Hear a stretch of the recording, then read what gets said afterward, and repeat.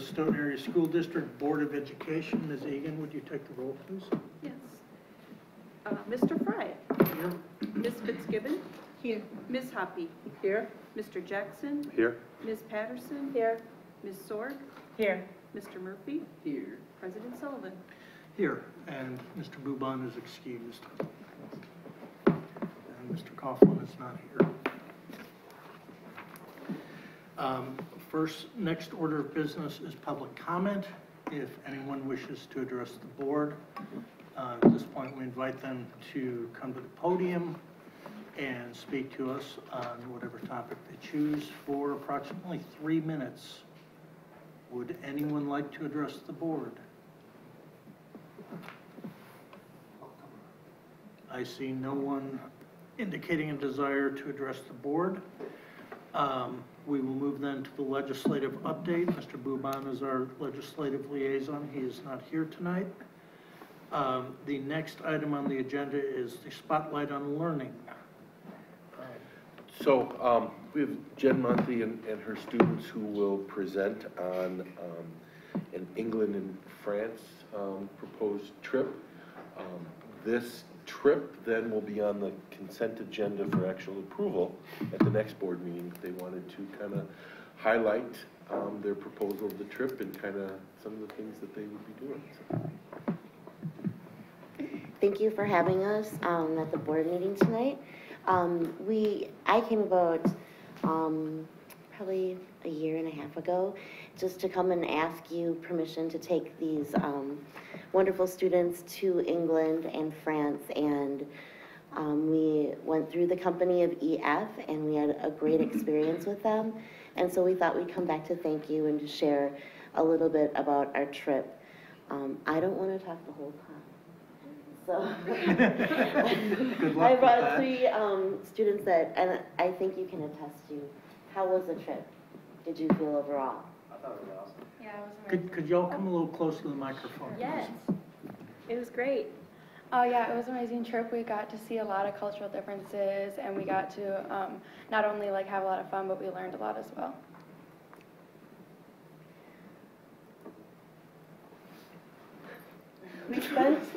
This is kind of a funny picture to look back on, these pictures, because we spent a lot of time in Toronto. Part of traveling is learning patience and, you know, just waiting, a lot of waiting. And we did spend a lot of time in Toronto together. And when we got to England, we started out by going to the beautiful gardens and squares right off the plane. We went, right? Yeah. No time to crimp and very tight. and it looked beautiful right off the plane. So if you guys wanted to share some of these. Okay, so obviously we were like a little bit tired from the plane ride, but right away our tour guide that we had through the EF program got us really involved and didn't even like let us think about how tired we were, because we like hopped into this they were called the squares, and it was pretty much just like a huge market with people all around, and so right away we got thrown into a really busy scene to kind of get us excited and ready for the rest of the trip. And the really cool part about this too is that she let us, or part of it was like, she would say, okay, meet back here in 2 hours, and we got to like explore on our own. So we it was part of a tour, but then we also got to like go look around and like go shopping and do stuff on our own too. So that was really cool. When you say on your own, do you mean alone? Not alone, like Okay. small groups of people. Small groups, and chaperones were also in that vicinity, Yes. roaming. So, but they got a little bit of freedom to explore, and they got to see cobblestone roads, St. Paul's Church, but then they got to see the brand new Apple store and the Gucci store, Yeah. wasn't that there too? That was exciting. So here are some more of the squares and some of the things that we saw. Of course, the telephone booth. Here's another square, thank you, square. And they saw many street performers, statues of Shakespeare and Charlie Chaplin. They also got to see the National Gallery, and do you want to talk about the double-decker bus? It's a little bit more glamorized in the movies than it is in real life. But it was still cool to go on it and experience it. And Emmeline really, our guide, really got us on and off. She kind of made a deal with the driver so that we could get that experience for about 3 blocks and get off. And then some students went to a Broadway show. They got to choose to go to Wicked. And those that did not want to go to Wicked or had seen it already got to go on a Jack the Ripper tour, which is what they chose. They also had Harry Potter and other various tours you could go on. How about the food, guys? We had lots of diverse things, didn't we? Yeah. It was good. It's not what I expected though, like it was normal food. There's a lot of different cultures there. There are a lot of different cultures. We had everything from chicken curry to like a Japanese sort of stir fry at Wagamama. Remember that place? And oh, do you remember the pizza without pizza sauce? Yeah. That was different. I don't know if I loved. I like the dessert one of that. And English fish and chips, where you got fish that was this big. This was a fish piece. It was huge. With or without head? It was Without. fried. It was just like a fish fry, but it was that big. Thank goodness. We spent time in downtown London.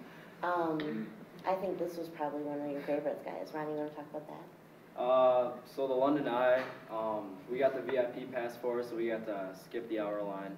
And it was about a 45-minute ride, and we went up, and we wanted to see Big Ben, but it was covered in scaffolding, as you can see. A little disappointing. And then we made our way to Buckingham Palace.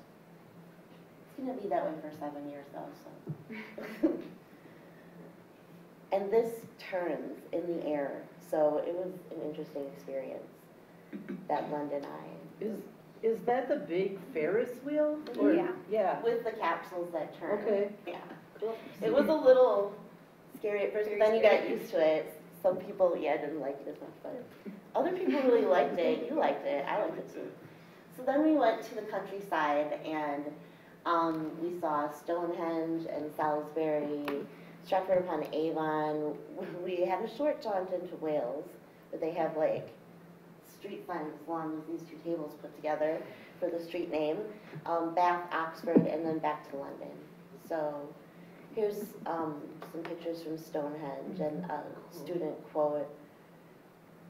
That was pretty amazing. And we were there the day before the solstice. So I think that this cathedral made a big impression on you guys. True or not? That was very true. It was built in the 1500s, and so it was really cool to see something still standing from that long ago. That's the one with the really tall spire, isn't it? Yeah. Yeah. And then they had an art installation too, which was really beautiful, that everybody was just, our breath was taken away by it. We got to see the homes of Shakespeare and his wife and spend some time in Stratford. In Bath, we got to visit the Roman baths and even lifting some stones. They were pretty heavy, weren't they? And they had some actors there, but lots of Roman artifacts. And then I thought it was really neat that they got to go to Oxford and see the different colleges. And so that's a picture of the oldest dining hall in England and some of the architecture, and then that's a famous tree from Harry Potter. Oh, yeah. And then we went back to London, and we got to see the Tower of London and the Tower Bridge. I think this was a really fun time, too. That's when you guys saw the crown jewels. We saw a diamond about this big.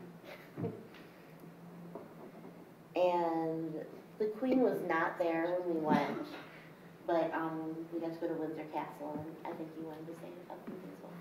Oh, well, it was just super cool because it was a few weeks after the royal wedding had happened, which a lot of us had seen or heard about, so we got to go in the actual church where that happened. And yeah, right there. And so I thought that was pretty cool because you see it on TV, and then we actually got to walk through it. But they did not want you to take pictures in there. Yeah, we weren't allowed to. Yeah, they were pretty aggressive about that. I think this is probably one of the coolest things that I thought students got to do, which is they learned London's tube system to travel. So here they get this life skill. They can go and be pretty confident, I think, in any place just to ride a tube system wherever they are. And we had one student, he wasn't able to make it tonight, but he was like a human map of the tube system, so it was really cool to see that too. And Mind the Gap was kind of a joke we had all through the trip because they had that printed all over so you didn't trip. Then we went to France and we saw, of course, the Eiffel Tower and Notre Dame. And those are the places we went. So thank you so much for granting that opportunity. Thank you. Thank you. Do you have any questions? Julie? How many students go? 14 students went and 3 chaperones. I expect that probably around that same amount, 12 to 24, 25 is what I'm comfortable with. And the company that you guys chose was, did they do, they did all the tours? I mean, like, they hooked it. It's set up by them, Set and up. we have a 24-hour tour guide with them. So they stay at the hotel that we're at. They're there with us the whole entire time. Yeah, I have to say that like the tour company really made the tour like or made the trip like as great as it was because, you know, we all had no idea really what we were doing and she took us under her wing and she showed us around and she made sure like we got everything out of the trip that we could. We had a really great tour guide. Her name was Emily, so try to get her again if we could. Can I have an, for you, the three of you, which memory do you have that was the most impactful? My favorite part was Bath. After the Roman baths, we went to the little town of Bath, and it was more modern than any other little town we went to in England. And yeah, it was awesome. All the food was great. I had a lot of sandwiches. My favorite part was, like I mentioned before, Windsor Castle because it's so famous and when you think of England, you know, you think of the Queen and the royal family. So that was what I liked the most. I also liked Windsor Castle, and I think it was also cool to see like the small towns in England and France because we always think of like the big cities, and you know, like people kind of take for granted like the countryside and that sort of thing. It was really pretty, and it was cool to learn about too. So. Such kind of architecture. Mm-hmm. And I know you didn't ask me, but I have to share this one memory. So we were walking through the tube and we heard some music, and all of a sudden we all sort of caught on to what the tune was. And it was an Elvis song, and we all started singing along with the performer as we walked through the tube, and it was just like echoing off and everything. And it was just kind of funny. It was a piece of home right there. Sure. So, Thank you. did someone else have a question? Food. I'm always thinking about food. So, where did you like the food the best? And when you were in France, did you try escargot? Snails. Yeah, we didn't try it. No, we didn't. You would No, know it's if you very tried. I tried them. They're a little silky. Where did we like the food? I think like we were expecting a major food difference, but there really wasn't. Besides, like obviously, the fish and chips, which I think was fun to try just because it was so famous, and the croissants. Those are really And the croissants. good. Yeah, yeah. I didn't really have Yeah. I didn't really have a favorite, but I liked all of it. But my least favorite was probably in Wales because it was American as it comes. We had fried everything. Oh, you said you ate a lot of sandwiches? Yeah. Have you ever gone to Teddy Wedgers in Madison on State Street? And how did they compare? Well, that's Cornish, though. Oh, is Yeah. it? Oh, Cornwall. oh, my mistake. I have it, but you guys know. Well, again, we thank you so much, and thank you for allowing us to present our experience to you. Well, I want to say thank you very much for coming. We get a lot of people coming, asking us for things. It's nice when people come back and tell us what happened. Of course. So thank you very much, Yo. Thank you. Thank you. And on the consent agenda for the next meeting will be request to approve the trip for this coming summer. Okay. So, Can I have a question? sure. How was this funded? by the students, sometimes through fundraisers, but it's all funded by students and their families. I'm sorry, you still need me out there? Funding Did you of have it. some questions? Maybe. How expensive is it then for? Well, it does depend on when you sign up. You can get a discount by signing up earlier. And so we're going to try to do that, which is why I'm requesting so early, because the next trip wouldn't be until 2020, the summer of 2020. It's between $3,500 and $4,100. And we did 3 main fundraisers that I would probably like to repeat. We did a rummage sale in the summer.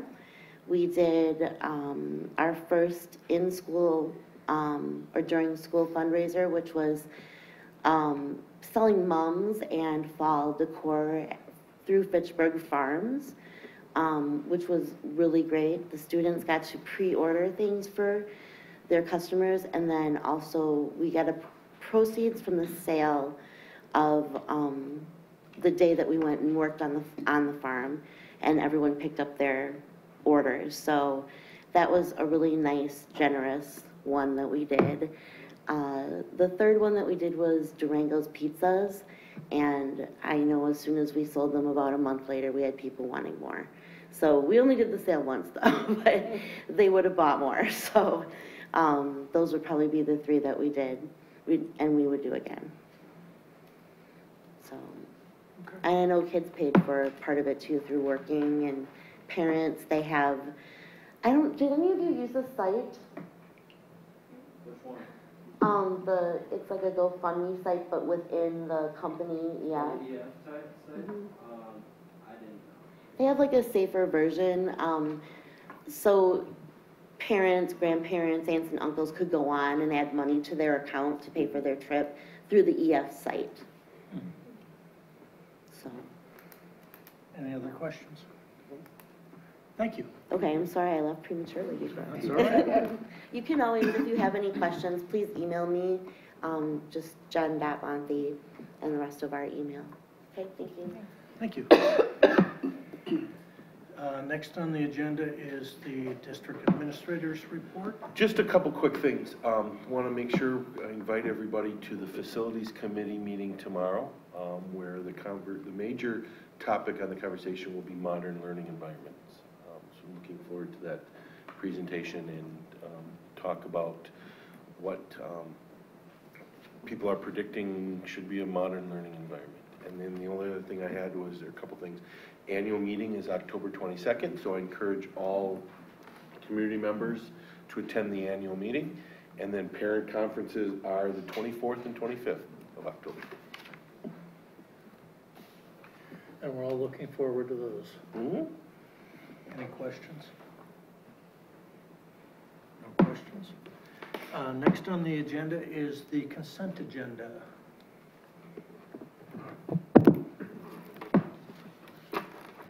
I move approval of the September 17, 2018 regular board meeting minutes. I move approval of the September 19th, October 23rd, 2018 check register as presented.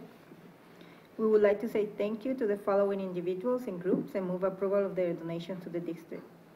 $345.58 from Foxbury Working for Kids, for Cameo 3 Silhouette Cutting System, $27 from Ivan Clonan for school supplies for Foxbury students, a donation of approximately $1,040 from Verizon on behalf of Stoughton Chamber of Commerce for new teacher welcome bags, for wireless speakers, a donation of approximately $1,200 from Stoughton Lumber Company and Stoughton High School Band boosters for marching band rehearsal scaffolding, approximately $50 from Kexel Limited for school supply for Foxbury students, approximately $50 from Kexel Limited for school supply for Kigansa students, value not determined from Vicki Kettleson, food for Kigansa Food Pantry, and related cash donation budget adjustment for $372.58. I also move approval of a permanent professional educator contract for Griffin Rear for the 2018-19 school year. I move approval of resignation from Hattie Burke and Jeffrey Rickett, both pending $1,000 in liquidated damages.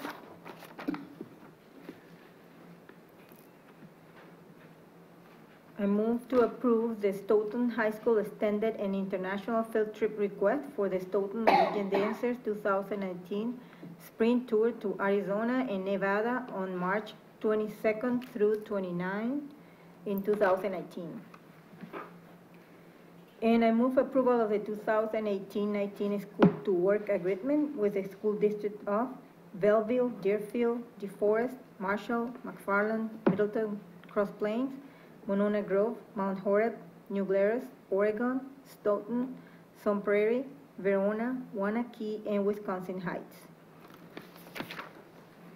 The consent agenda has been moved. Is there a second?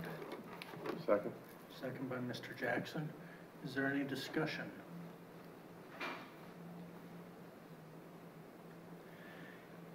Hearing none, we'll call the question. All in favor of approving the consent agenda, please so signify by saying aye. Aye. Any opposed?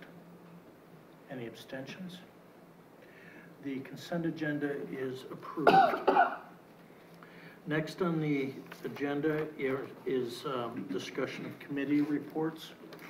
And I'll start with the policy committee because Mr. Buban could not be here tonight. Policy committee met immediately before this meeting, and what it is doing is starting to figure out the process of working through the Neola policies, which are quite voluminous, and it requires a lot of staff work to match the Neola policies up with our current policies, identify differences and areas that warrant particular discussion. And Tim and his staff have done a great deal of work and are going to do a great deal more work to be able to get this done for us. We spent the first part of the policy committee talking about what the process is going to be for doing this. And what we concluded is that it will work best if the policy committee does batches of policies. So for instance, tonight we had about 90 pages of policies related to the board functions, and we got maybe about halfway. More? Yeah. Yeah, 5/8. Yeah, at least. something like yeah. that. We made good progress in going through them and either narrowing down the language or identifying areas for further discussion. What we're going to do in the future is circulate draft policies 1 week before the policy committee meets, and ask committee members to indicate which ones they would like to discuss at the meeting. I think that way we'll be able to target the discussion a little better. We concluded that we would bring policies to the board for approval in groups, but not approve the entire policy manual until all the sections of it had been approved. So we would bring one section 1 month, another section the next month, another section the next month, but not put the policies into effect until we had gone through the entire reworking, so that we wouldn't have some Neola policies and some of our current policies and people struggling to figure out what was enforced. There will be some policies, and the security cameras are an example, where the policies will have to be changed before we can redo the entire manual, but we'll specifically identify those and specifically make sure that we're voting on putting those into effect at once and integrate them into our current policy system. Then when we move to the Neola policies, we'll renumber them and put them in the Neola book. First of all, did I state that correctly for those of you who were there? I think Tim said we'd use both our current policy number and the Neola So, If it's something we have to put into place right Yeah. away, right, we'll assign it two different numbers. We'll assign it a number for our current policy, so it follows it, and we'll assign it a Neola number, so that when we convert to Neola, it's a seamless conversion. Yeah, thank you for that. Did I otherwise get that correct? And what about the board policies, were the ones that were going to be approved? Or something like that? So we've started with the board policies, the policies that govern the functioning of the board. And our tentative thought, I think, is that once we get those into shape, we're going to bring those here and ask the board to put them into immediate effect. They're easier to break out from the rest of the policy manual, for one thing, and they'll give us a framework for next year's board reorganization meeting and all that stuff. So thank you for that, Joel.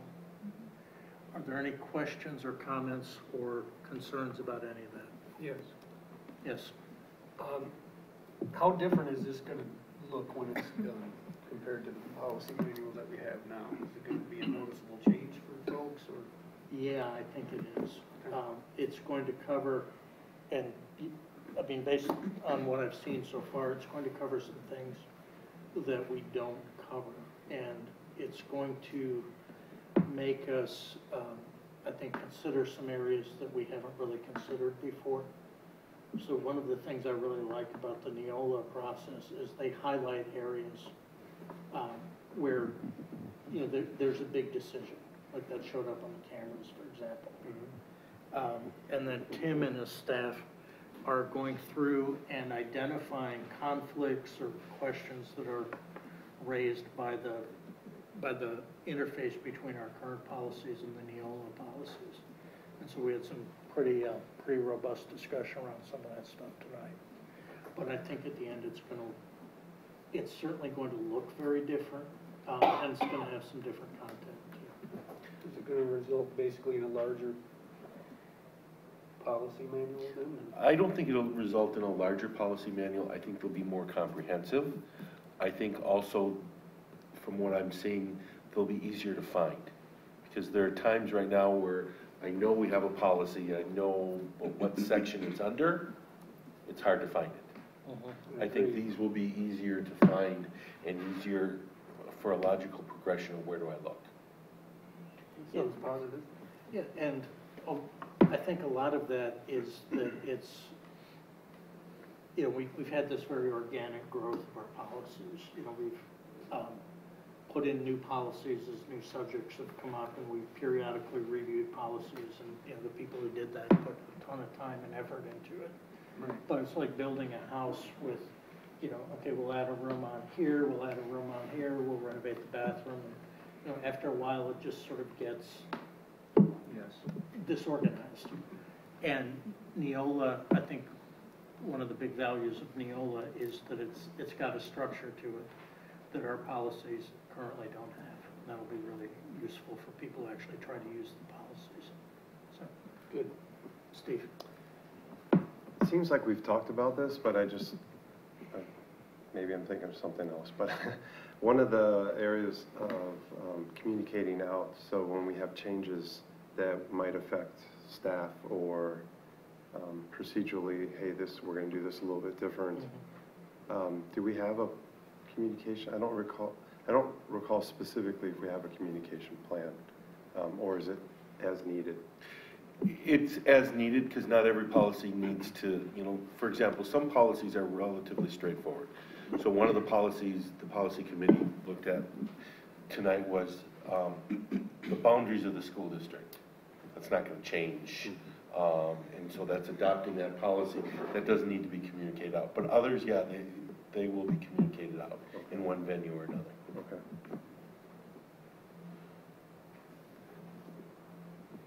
Any other questions? All right, Steve, I know facilities meets tomorrow night. Yep. What are you all going to be doing? The main focus is going to be on the future classroom. So invite everybody to that meeting. Where is Everybody is invited. It's here at 6 o'clock. Public Sorry. is invited. The public is invited. Everyone. I have a question about that. Are those meetings in the media or in television or anything? We could, I mean, we can stream it if we want to. I mean, in term, like this one that probably is interesting for the community. I don't know. It's just in case somebody asks. Yeah, we can, it's real easy to turn on our recording devices and then we attach it to the board docs. So if in the future you go into board docs into that meeting, you can watch it. So it'd be real easy to flip the switch tomorrow. Thank you. Allison, what's the next finance meeting? We will meet again in November, but we do have, annual meeting is 2 weeks from tonight on the 22nd. And then ERC, ERC hasn't met since our last meeting. We're meeting immediately after this one, briefly. all right. John is not here. Are there any other committee reports that we need? I think the answer to that is no. No, did you want to mention anything about ad hoc and the core group being formed? Would you like to mention? Sure. So at ad hoc, we determined that in order to make it more succinct, the gentleman from UW Extension had recommended a core group of 3 to 6 from the committee that would meet to decide what questions will be asked of the interviewees and to take whatever list everybody compiles of, I think this would be a good person to interview and get it narrowed down. But that we would, in all probability, try to have people from the UW Survey Center conduct the interviews to remove any local bias or, you know, just to keep it on the up and up. So there are 6 members, 2 from the Chamber of Commerce. They're members of the Chamber of Commerce. 2 from City Council and 2 from our school board. So. Thank you for Onward. that. Onward, yes. Onward, lots of onward. Thank you, Kathleen. Next on the agenda then is the Stoughton High School building presentation, and we welcome for that Mr. Mike Cruz. Good evening, everyone. Thank you very much. Appreciate that. Get organized here. I'm sorry, did you say Principal of the Year, Joe? That's true. That's true. That Mr. is Mike true. Cruz, Principal of the Year. Just got back from Washington, D.C. last week. And boy, are your arms tired. And I was so fortunate enough to meet the Stoughton, Massachusetts Principal of the Year from Massachusetts. I just got done mailing him a box of Viking stuff, and he's going to mail me a box of Black Knight stuff. And they call themselves Tough Town USA out there. So I told him I got to steal that. We'll be Tough Town West, he'll be Tough Town East. All right, get back to where we were. Sorry about that. All right. Cool. Good evening, everyone. I'm Mike Cruz. I'm the high school principal at Stoughton High School, and I can honestly tell you I have a fantastic job. And I love being with 1,000 plus of my favorite friends every day, staff and students and parents. Add another, I guess, 3,000 on there or whatever the case is.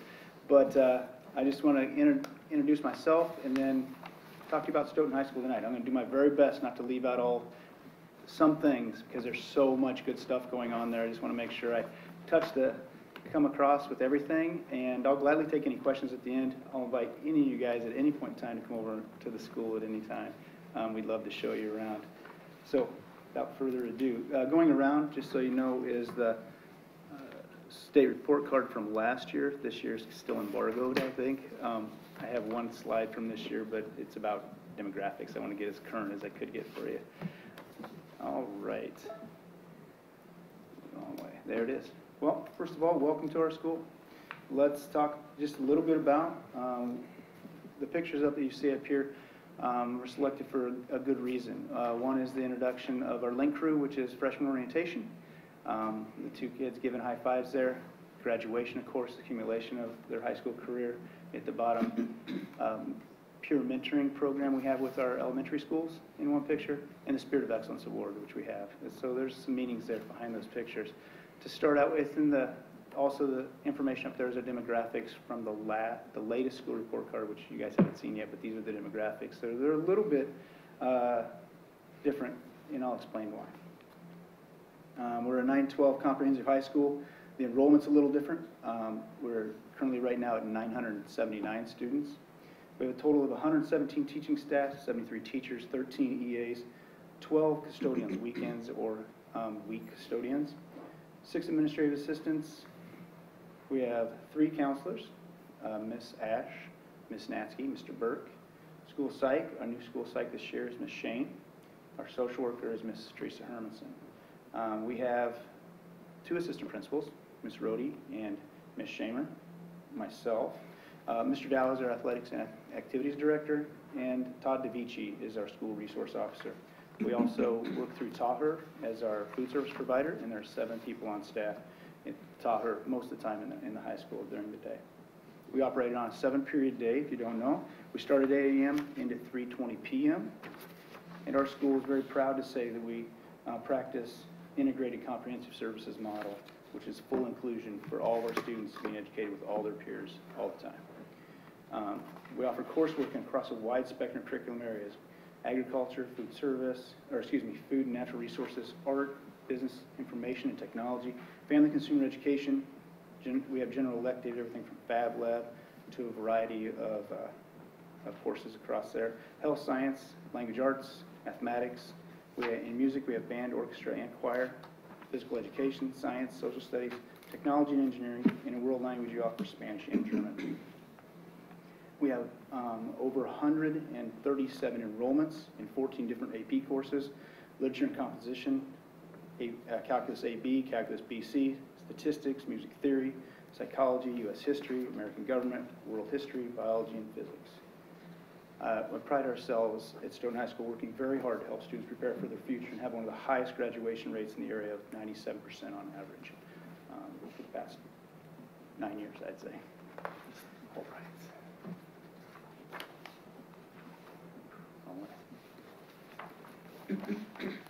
And to go along with the slides that we have, our slide deck, we are unique in many aspects. And these pictures here are chosen for a certain reason as well. That is our tutor, that's our Lead for Life mentoring program at the top. You'll see we're NATEP certified. I'll get into that in a second. At the bottom, that's our CNA class. We have a partnership with the German government in the GAP program. And at the top is 16 top scholars from last year, our 4.0 students from last year as well. Like I said, we are unique in many ways, and we strive very hard to offer a variety of things for our students. Like I said, certified nursing assistant and emergency responder programs partnered with MATC. We are NATEP certified and just got that certification last year. It's a very complex and lengthy certification to get for our automotive education program. Like I said, we do have Lead for Life tutoring and mentoring programs and work with our elementary students as well across the district. We are Wisconsin's first public school Fab Lab program, and we've partnered with local businesses in that program for the tune of over $450,000. Our senior awards night, our local scholarship sponsors almost $250,000 last year alone for our seniors. We have online education program with our JEDI program. We offer GEDO 2 for our students that need alternative education program. As you've seen tonight, our students travel the world in field trips in Spanish, German, Brit Lit, music, athletics, and as Norwegian dancers. We have students participating in youth apprenticeships across our community in health services, construction trades, finance, biotechnology, environmental sciences, and systems, auto technicians, and engineering. We are an award-winning school. In 2016, we won the Wisconsin Spirit of Excellence Award. 2017 and 2018, we won the Wisconsin Interscholastic Athletic Award for Excellence.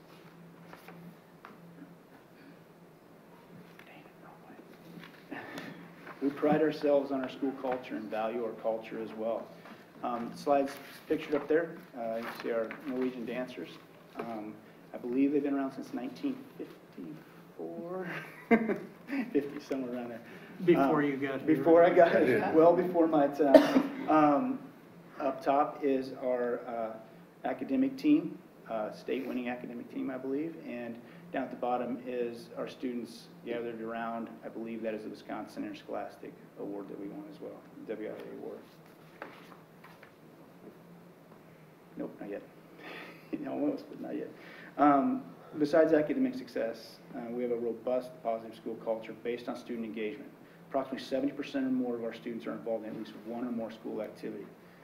We have a variety of activities for kids to be involved with, from academic coaching, art club, badminton club, book club, card club, championship council, cheerleading, chess club, dance team, DECA, which is new this year, environmental club, fall and spring theater productions, FFA, forensics, gender equity, German club, GSA, fiber arts club, jazz ensemble, Key Club, Life of a Viking, Link Crew, Literary Magazine, Math Team, Mock Trial, National Honor Society, Norwegian Dancers, Project Unified, prom and all the things around that, Quiz Bowl, Science Teams, Spanish Club and National Honor Society for Spanish, Student Senate, Ultimate Frisbee, and then in band we have chamber ensembles, concert band, jazz band, march band, symphonic band, and jazz combo.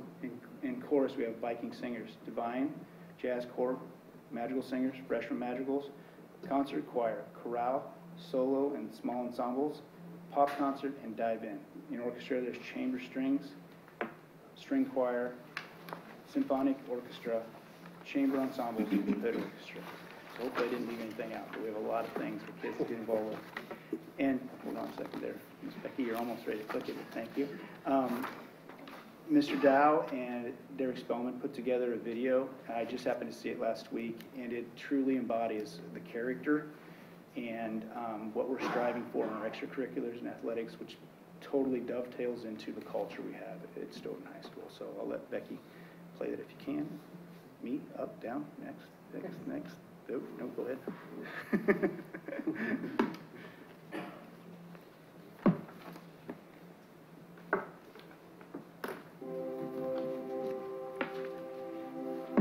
The sportsmanship, especially for Stoughton, we pride ourselves on that. Playing the game the right way, no matter what sport it is. Knowing that when you're playing every game, you're playing for Stoughton, you're not playing for yourself. You're playing for your team and what your team represents. In this community, the athletes especially are noticed more how hard you work is part of character, and people can look up to that.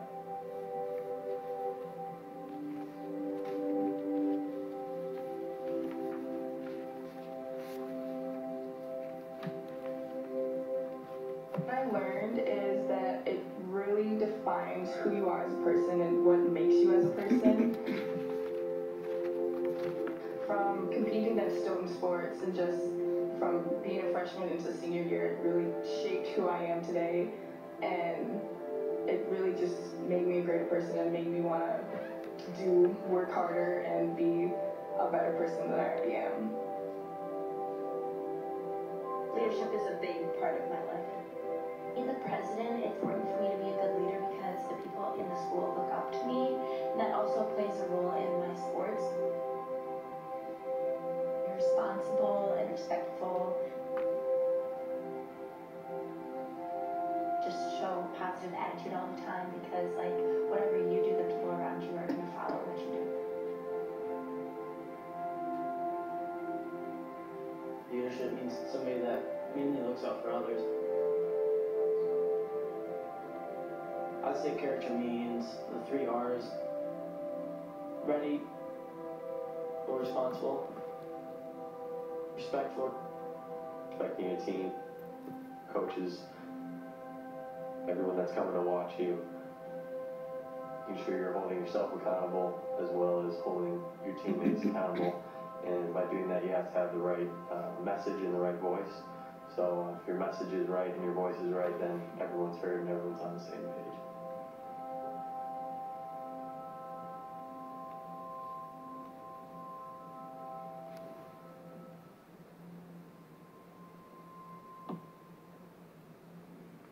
Thank you, Becky. So when I saw that last week, I figured that was a good conclusion to the culture slide here for us tonight. Next up, when you're done, oh, there you go. You can run it if you want. That's fine. Cool. Thank you. Next up, we have our challenges like any other organization as well. And we have focused our energies on social-emotional and part of our PBS program, Ready, Responsible, Respectful, and our academics across the curriculum. So you can see the two things around our expectations. So in academics, we're focused on math and literacy improvement. All of our teachers focus their student learner outcome goals are focused on math and literacy. There's PPD development, professional development throughout the year, monthly, and during our PD days throughout the year to guide our students in that math and literacy improvement. We're also focused on compassionate schools training. All of our teachers formulate their PPG, professional practice goals, on compassionate schools and trauma-sensitive information training. There also is PD throughout the year, either every other month or monthly, or throughout the year on professional development days focused on compassionate schools. Like I said, we are a school that exceeds expectations. That is one of our challenges, because we've noticed, and we just talked about it tonight in our building leadership team, we've noticed over a slight decrease overall in our school scorecard and a trajectory we don't care for, but it's slight, but it's going in a direction we don't want. We're making modifications to address our challenges. In English 11, we noticed that 25% of our 11th graders last year did not take English first semester because they can take electives in English so they can double up the second semester.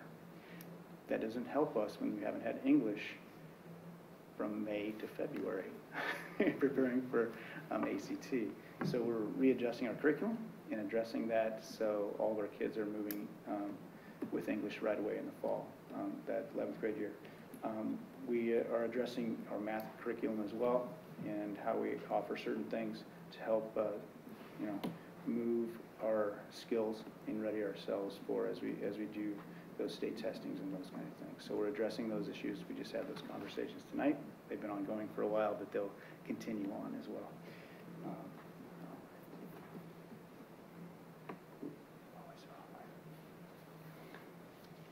What we're looking forward to. Here in Stoughton, some of the slides you see up there is a remodeled multi-purpose room and students utilizing their Chromebook technology, and I believe that is one of last year's pictures from our senior awards night. What we're looking forward to next year is for this year is continued one-to-one Chromebook integration and the use of Schoology across all curricular areas. Working with our students and families on academic and social and emotional success, working with community partners to provide programming and educational opportunities for our students.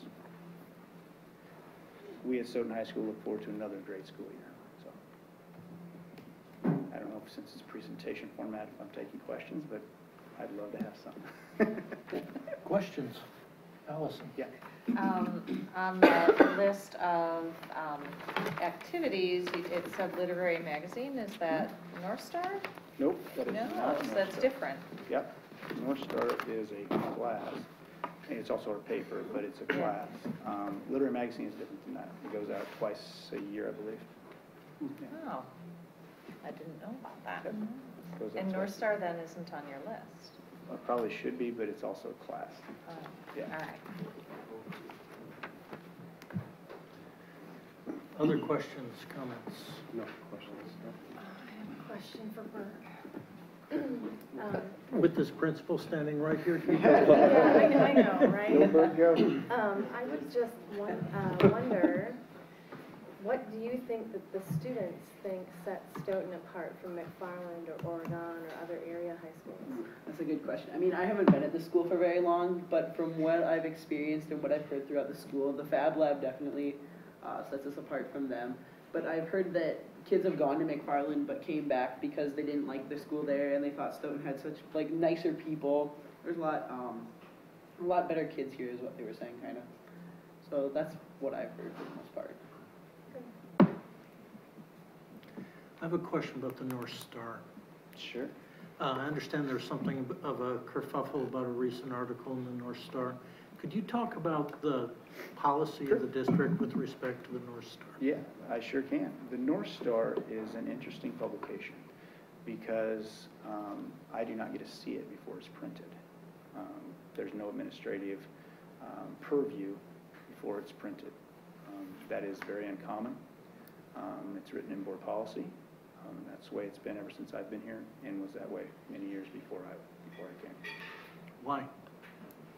It probably, I would assume would allow them to have more freedom of printing things. Maybe divulge into things that maybe they think would be squashed by administration prior or something like that. It comes with its pluses and minuses, in my honest opinion, because the last I checked, students usually don't get fired. So.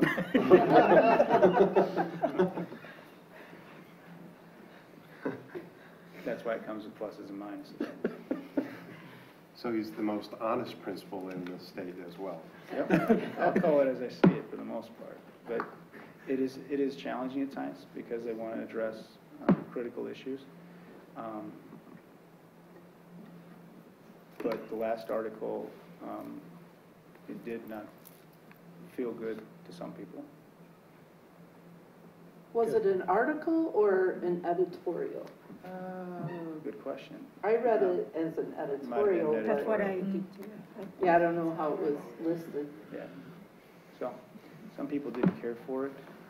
There is a process in place, and we addressed it the best that we could with students and family and gave them a chance to have discussions if they wished with the advisor. Thank you. Yeah. Are there other questions or comments? Jolie? Well, thank you for the way you presented the format. Yeah, I really like all the numbers and. Yep, that's the state report card. That was last year's. Yeah. 2 years ago, actually, 16-17. This year's out, kind of. It's embargoed still.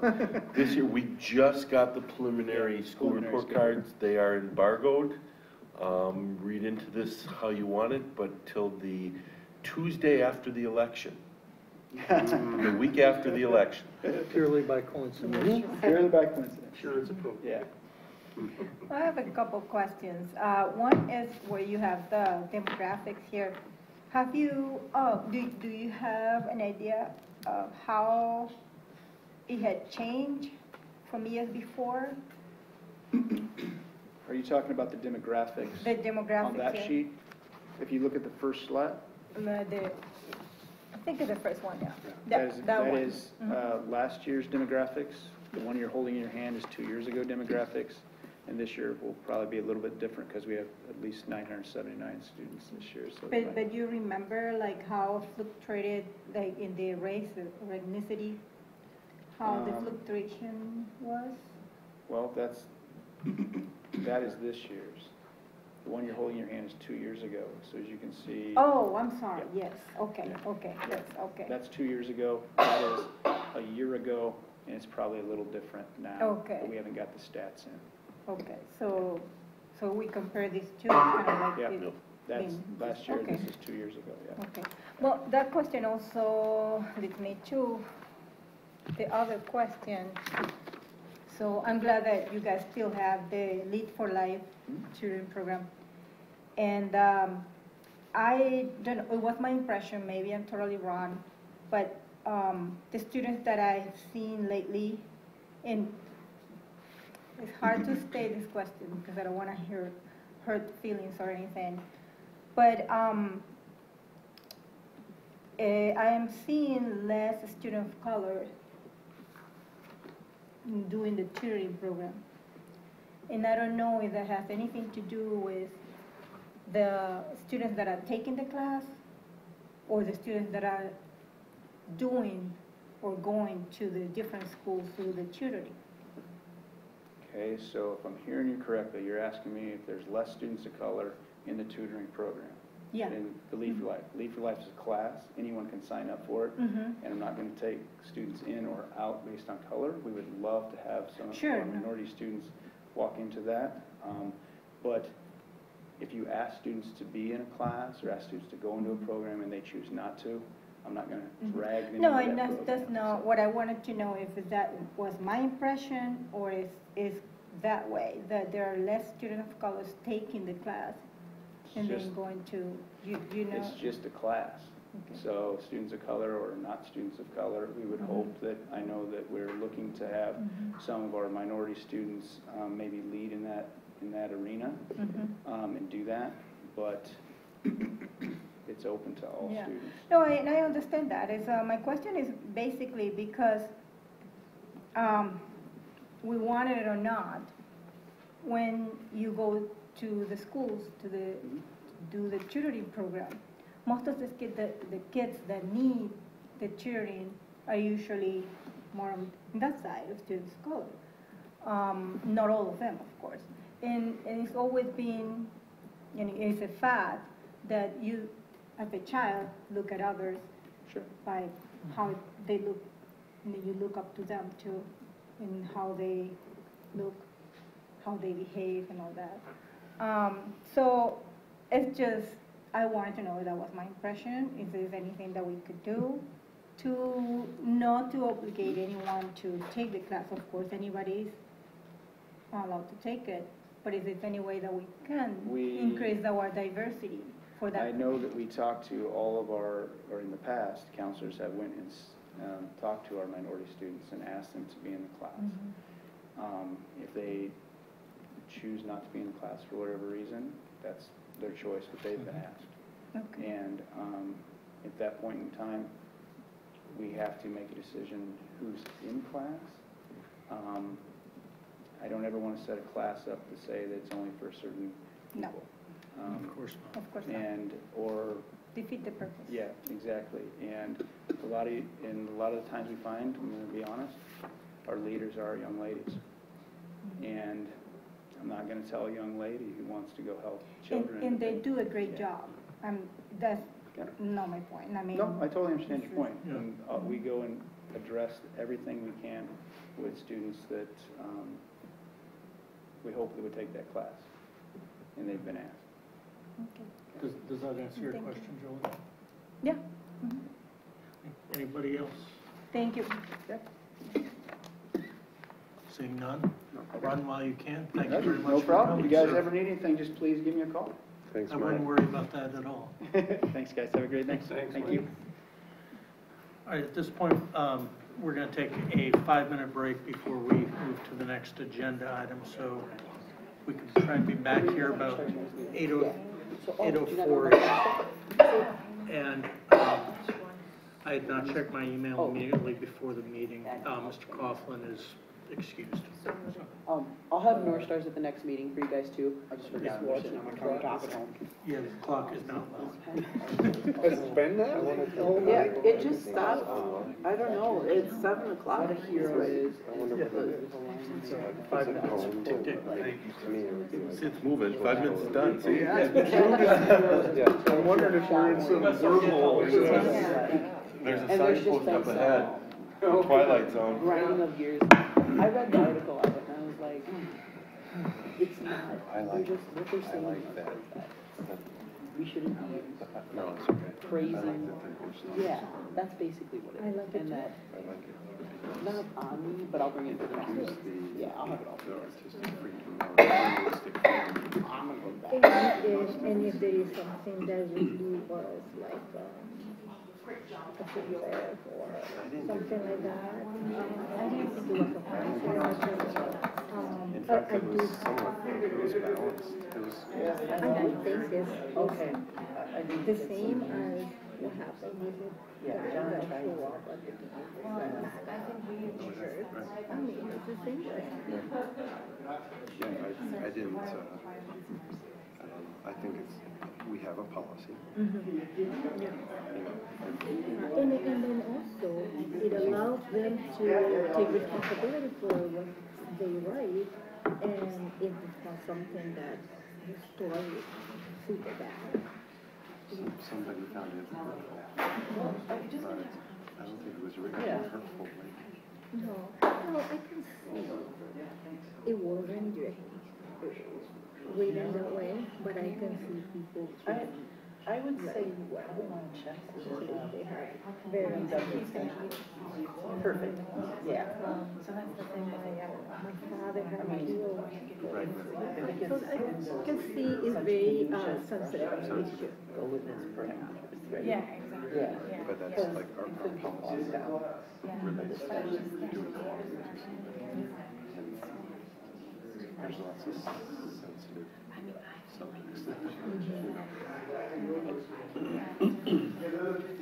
Stories that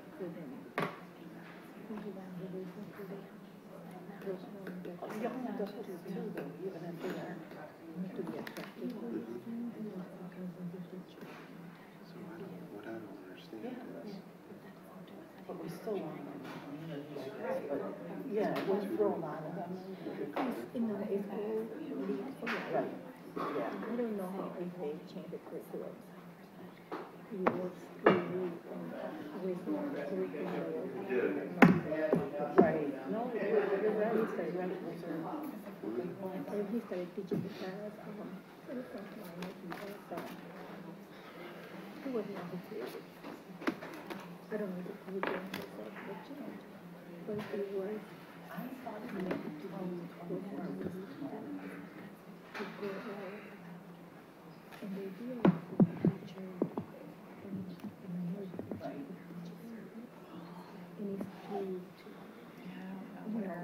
and do service, leadership and service. No. Of course, you have to be a preparer. Yeah.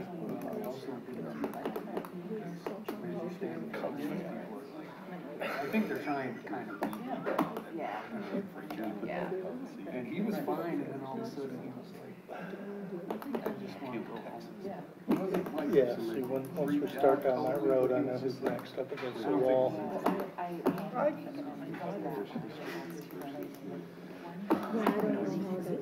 Like I didn't make it by much.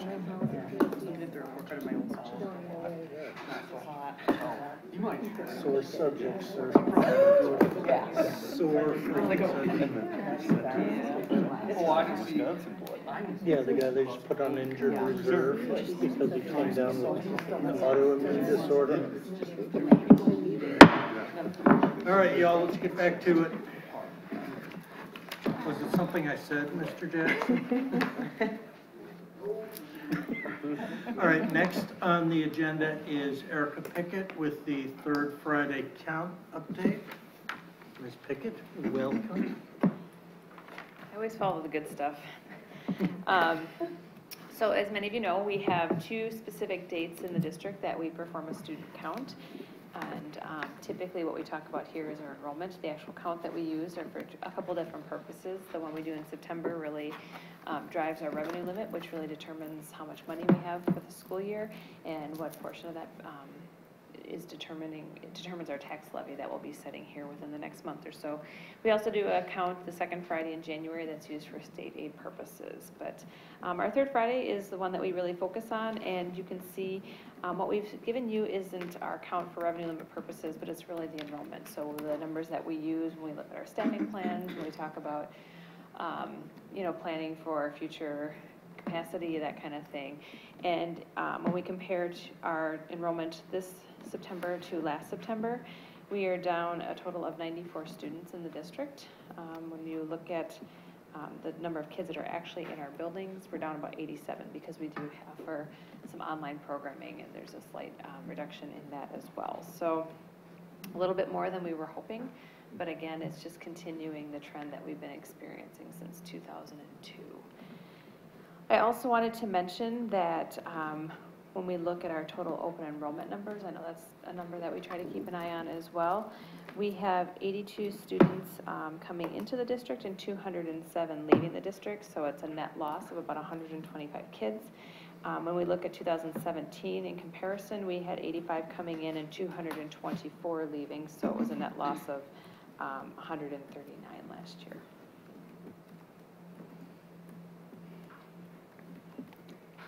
Are there any questions? Not nearly as good as videos with kids. No puppets or anything? What's EC? Early childhood, so students that are age 3 that are receiving special education services. Gotcha, thanks. Yeah. Is that mostly Head Start? No, not necessarily. Do you know of the 94 students that we don't have this year, how many families those are? I don't know how many families Do we have that a way to find represents. that out?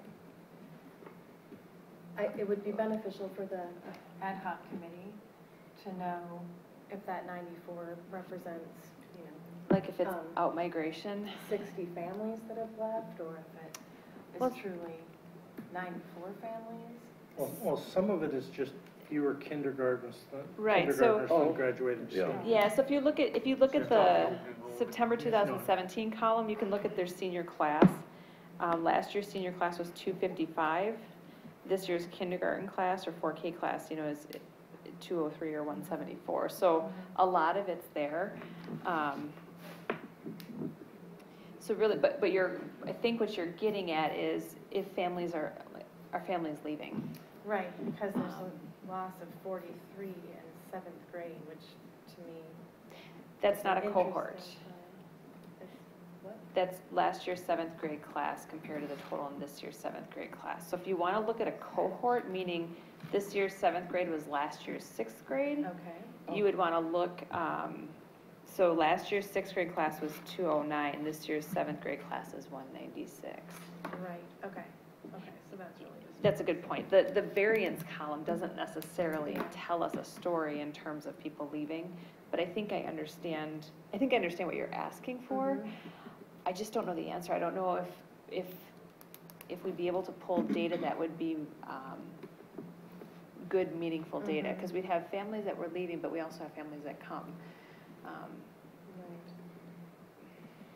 I can ask. We have some people in our office that work with some of that data. I could see if there's any way that would be easy information to pull, like who had, you know, how many families have exited our system and what grade levels their kids might fall in.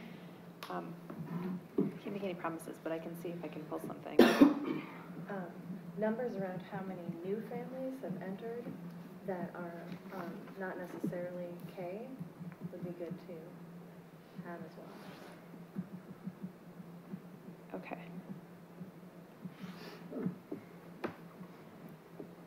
I'll see what we can find. Joe? Erica, do we know about what year we started to experience declining enrollment? 2002. Okay, and if, maybe you have, but if we looked at this in graph form, you know, is it sort of flattening out, or is it getting steeper, or kind of just staying on a pretty steady line? It's been a pretty steady downward line. I mean, we have a blip in 2008. That was the year we implemented 4-year-old kindergarten, so we added a class. So even with adding an additional class of students, we're still down pretty significantly. 2002, that was the year I started here. I think our total enrollments in the district were, I want to say around 3,700 kids. It's a pretty significant drop when you look at us hovering a little under 3,000. Yeah, but, so just based on the numbers that we have this year, these aren't alarming. I mean, we're just sort of still on. We don't want to stay on this line. I would say that's alarming. You know, when you think about $11,000 a student is what we get in our revenue limit, 94 kids is a lot. Again, with my lens of funding. Yeah, no, I understand that, but it's not out of line with our sort of recent history. I would say that 94 is more than we experienced last year. Okay. Last year, I want to say we were around 40 or 50 kids. It depends. I mean, if you look at the grade levels, again, and I don't have exact numbers, when I started here, again, back in the early 2000s, our graduating classes were just over 300 kids. You know, when you start looking down these numbers at each grade level, and last year's senior class of 255 is still lower than what that was, yet that's significantly larger than, I mean, you look at our first grade class right now, it's 182. That's pretty staggering. So I don't know what to say about that. We've been talking about this for a long time. I think it's good information for these joint meetings that are occurring. But I'm not surprised, Joe. I mean, this has been the trajectory. It's been what we've experienced for a number of years now. When we've had the applied population come in and talk to us every other year, they've said that we can anticipate that this will continue for the foreseeable future unless something changes. And I don't know what that magic answer is, but I think it's probably a multifaceted approach. Steve? When is the next count? January. January. The one thing I just, and not to point out an error or anything, but Mike had 979 for his students. Yeah. And you have 949 for the high school? I think. You pulled it from what? This is what's going to DPI. Yeah, and so I'm just wondering, like, the next count might be, you know, we do see variance. We're hopeful. Yeah, I mean. This is This is what's being sent to DPI. This is what was submitted on Friday. Right. So does that mean that there were kids that didn't show up to school? I mean, it's possible. It could, so the way the third Friday count works is kids that are in attendance on the third Friday receiving instruction are counted. If they are absent on the third Friday, we look to see if they were in attendance any day before and any day after. So there are times when, let's say there was a kid that was enrolled the first 2 weeks of school, they're gone on the count day for medical reasons and they haven't returned yet. We can't count them until they return. So in a situation like that, we would do an amendment. What about open enroll? It's not going to amount to 30 kids. Do we include open enroll from another district in this count? I'm looking at enrollment. So we do reconcile, so what we actually count for revenue limit purposes, you take your students that are in your district and then you go through a reconciliation process. So students that are open enrolled into the district come out of your count. Students that are leaving go into your account. And then you do some, like a 4-year-old kindergarten student's not a full-time FTE, they're a 0.6. So you go through a calculation.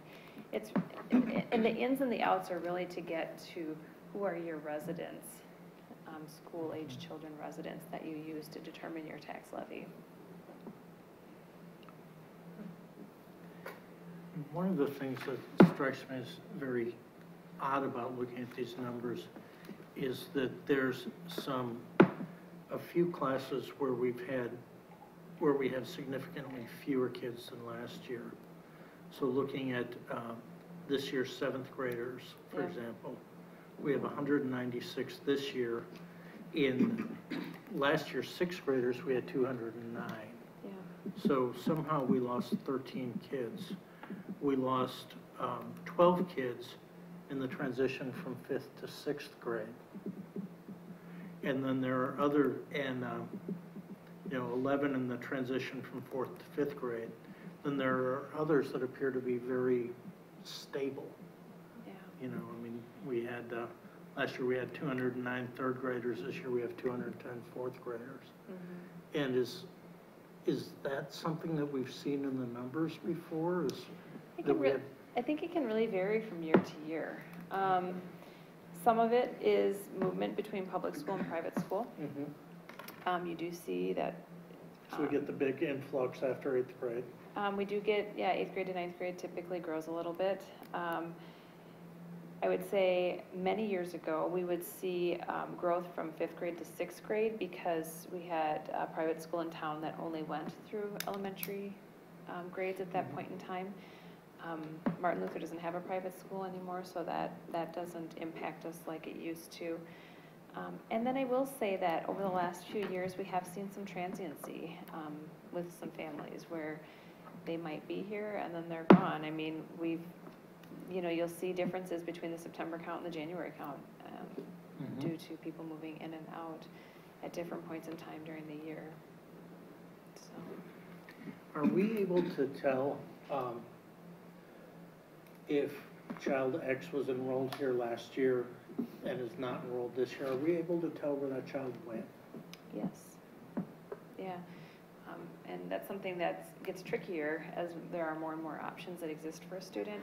So if a student is enrolled here and then let's just say they move and now they're enrolled in Madison, typically we'll get a records request from Madison Public Schools. If a student is here last year and they're not here this year and we don't have a records request, I'd always call it the piece of paper that follows the kids. So they may have open enrolled to another district. Well, there's a process that we know who is open enrolled.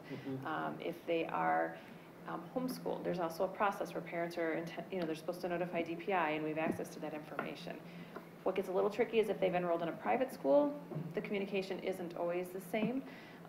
But depending on the location of that private school, we may be responsible for transportation. So there's a communication piece typically there. So usually it's, that paper trail, so to speak, is usually pretty easy. And if we don't have that, that's when we start to ask some questions. All right, so we believe this student lives in the Stoughton Area School District and they're not attending school here. We haven't gotten a records request, they're not open enrolled, where are they? So then we have to do some digging to see if we can determine if they've moved out of state, because sometimes out of state schools don't always request records real timely. Or is there a safety concern or a truancy issue? So we do have to do some digging. How does the online school that the state promotes so heavily, do they request records when a child goes into that? What online school is the state promoting? Well, there's ads on the, show the happy child at home learning and by the certified teachers. And I know Appleton District is one, right? So Appleton does have an online school. McFarland has one of the largest ones in the state. So a student that lives in the Stoughton Area School District that is attending Appleton's online virtual school will open enroll to the Appleton School District. Okay.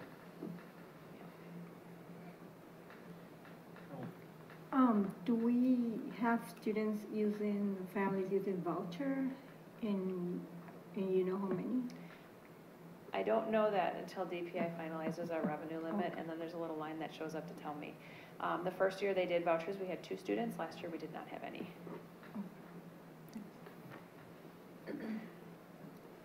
Other questions, anyone? Thank Thanks. you, Erica. Yeah, no problem.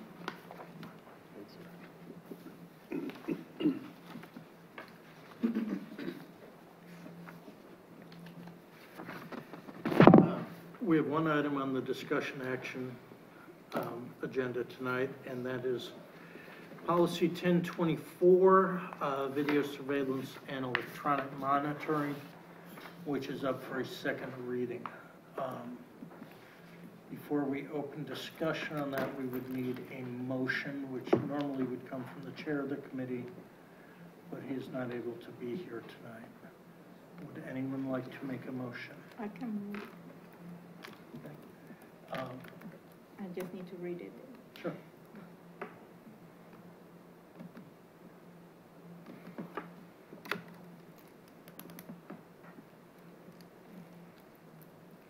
So I move approval of policy 1024, video surveillance, I'm sorry, I can never pronounce that word, and electronic monitoring as presented.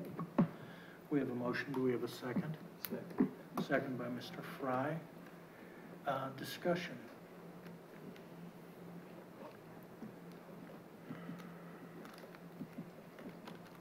Y'all are awful quiet tonight. Well, Steve. I know the committee talked about a request and that 7 days was sufficient.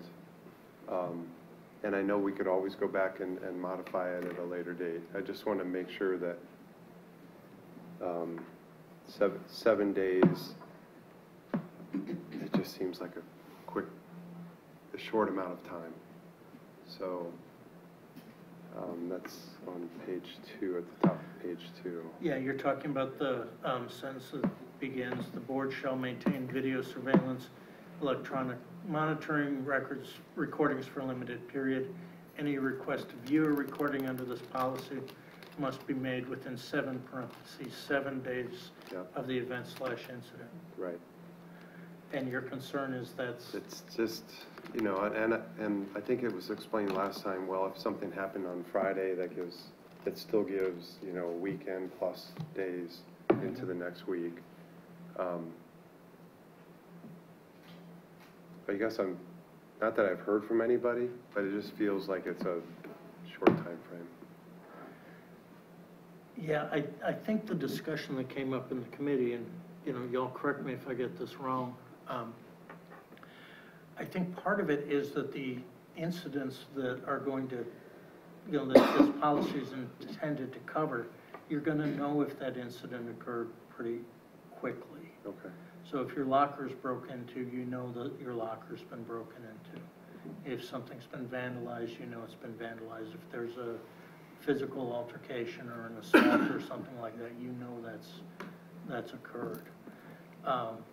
And what's driving a fair amount of this is the amount of data that will have to be saved and stored, and the associated costs. Yes. So I think the 7 days and the overriding after 14 days is a compromise between the need to, you know, give people a chance to say, hey, this thing happened. Right. Can you all get that for me? And manage costs. Yeah, and manage costs and searchability and all that kind of stuff. Could So, I add something? Yeah, Frank? sure.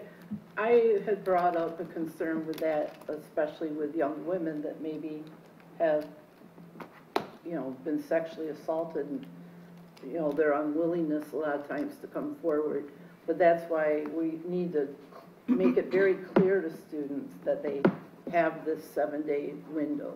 After that, you know, everything will be wiped after 14 days unless it's been reported. And, you know, hopefully, it's a tough issue, especially, I know, for all of us women here. But I think it's really all we can do. You know, just as in the recent interviews with Kavanaugh and Dr. Ford, she didn't come forward or even tell her therapist for 25 years. So, yeah, it did get discussed. Okay.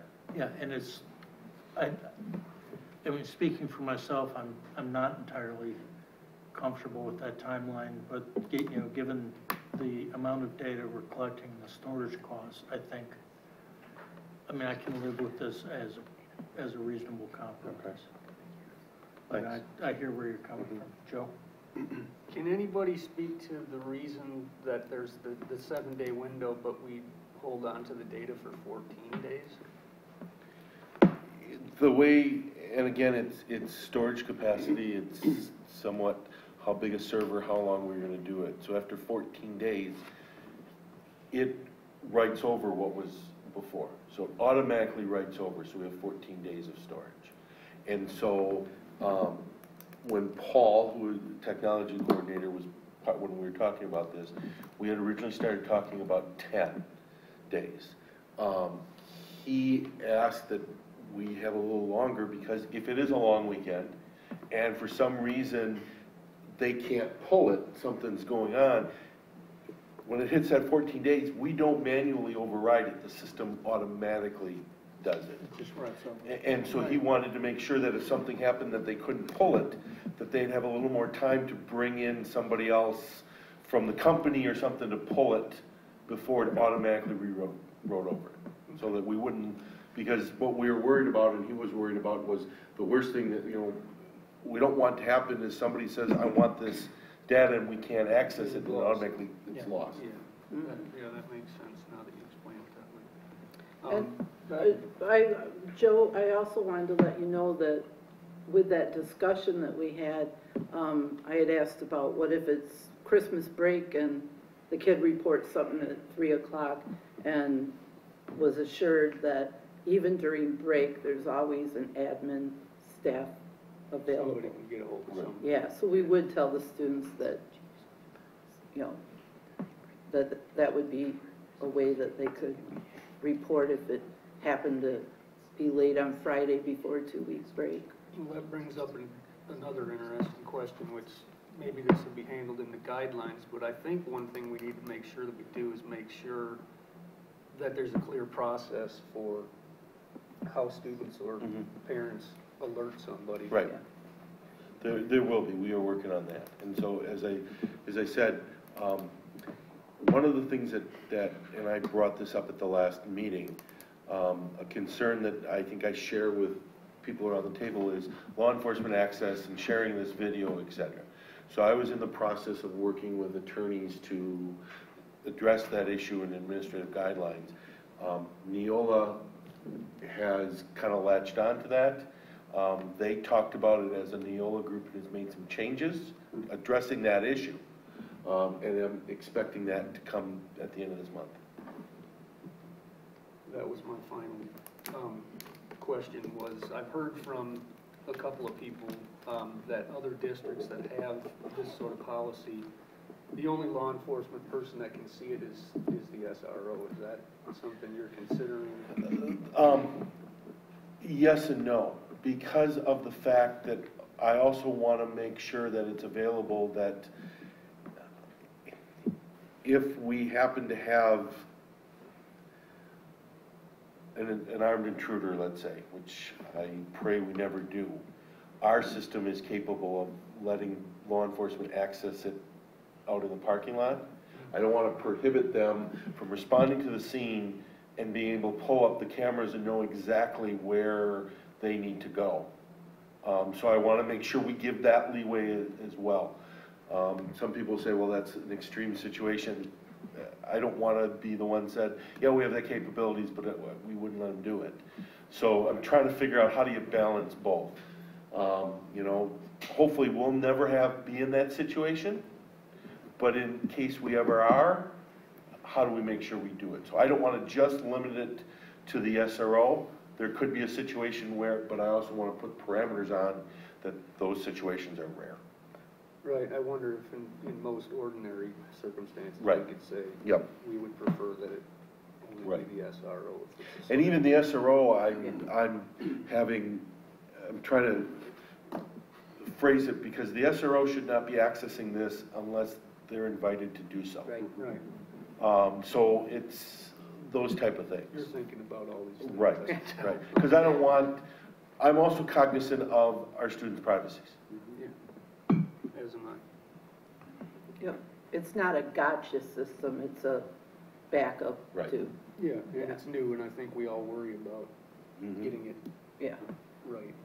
So, My question was the same as Joe's first one. It's been answered. Any other questions or comments? Shall we call the question then? This has to be by roll call, right? yes. So the motion is for approval of policy 1024.00, video surveillance and electronic monitoring. So moved? Yeah, and so Becky will we'll take a roll call vote on this one. Ms. Sword? Yes. Mr. Fry? Yes. Mr. Jackson? Yes. Ms. Fitzgibbon? Yes. Ms. Hoppy? Yes. Ms. Patterson? Yes. President Sullivan? Yes. The motion is approved.